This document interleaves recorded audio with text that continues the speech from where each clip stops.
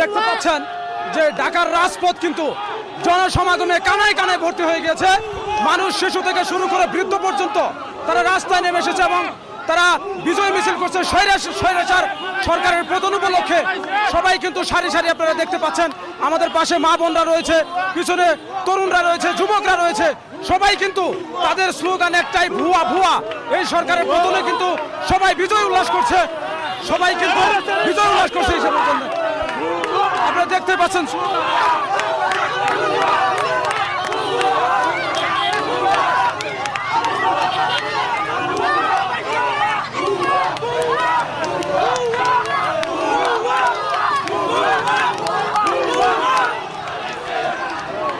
সবাই কিন্তু বিজয় উল্লাস করছে দর্শক, আপনারা দেখতে পাচ্ছেন।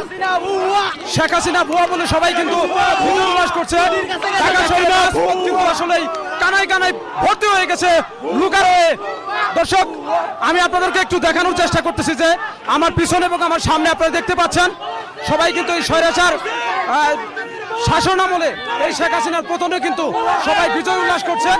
আমি আপনাদেরকে দেখানোর চেষ্টা করছি, হাজার হাজার লক্ষ লক্ষ জনতা কিন্তু রাস্তায় নেমে এসেছে, তারা কিন্তু এই সরকারের পতনে বিজয় উল্লাস করছে। দর্শক, আমি আপনাদেরকে ঘুরিয়ে ঘুরিয়ে দেখানোর চেষ্টা করলাম। আমি আসলে লক্ষ লক্ষ জনতার মাঝে কথা বলতেও পারতেছি না। বন্ধুরা, আমরা 52-র বিজয় দেখে নেই, 71-এর বিজয় দেখে নেই, আমরা দেখেছি 24-এর বিজয়। এই বিজয়ে যেই ছাত্র শহীদ হয়েছেন এবং সাধারণ যারা শহীদ হয়েছেন তাদের প্রতি বিনম্র শ্রদ্ধা ও ভালোবাসা।